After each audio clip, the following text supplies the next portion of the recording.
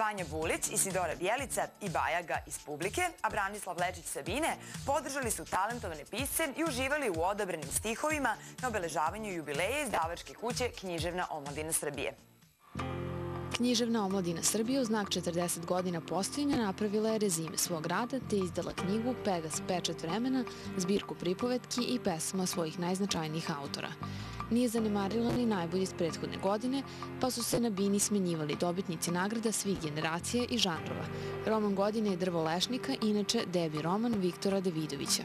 Roman je objavljen u izdanju Književne omladine Srbije početkom jula ove godine.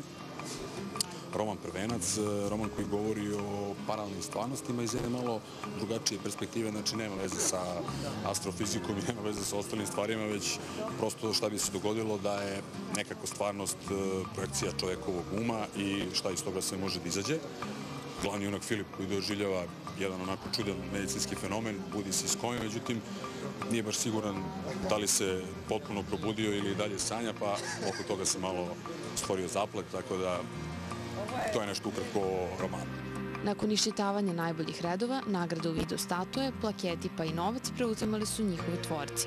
A odluka o izostajanju Andrićeve nagrade ove godine zbog navodno nepostojanja štiva koje zaslužuje nije ostala bez komentara. Meni je to smešno, ali ajde da im verujemo, ipak je ugledan žiri u pitanju. Ja ipak mislim da sigurno, ne znam kompletnu produkciju, ali sigurno bila bar jedna knjiga koja je mogla da dobije nagradu. Mislim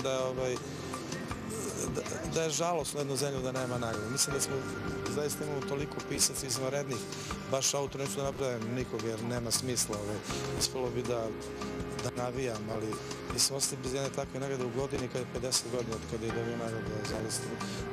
Onda ti ono ko ti neko lupi šame zašto se baviš time kada ne možeš biti kao Andrić, to bi bila poruka. Mislim da je to žalostno. Našim mladim piscima ovo su prvi koraci i podrška im je svakako potrebna. Iskusniji u preuzimanju priznanja svog rada, pitali smo koliko se sada nagradama istinski nadaju. Ne, to vam je kako se kaže, literarni promiskuitet, ali u principu moram da vam kažem da, mislim, sama suština umetnosti je da ste uzbuđeni dok pišete. Ono sve što posle dođe je samo taština, tako da taj deo ipak izbegavam. Pa to je isto kao kada se bavite sportom, sad došli sa treninga, ista stvar. Sve što takmičarski na isti način skače adrenalin. Samo što ti je ovde naravno potvrda nečega što je intelekt, nešto, dakle u službi se nečega što je večno.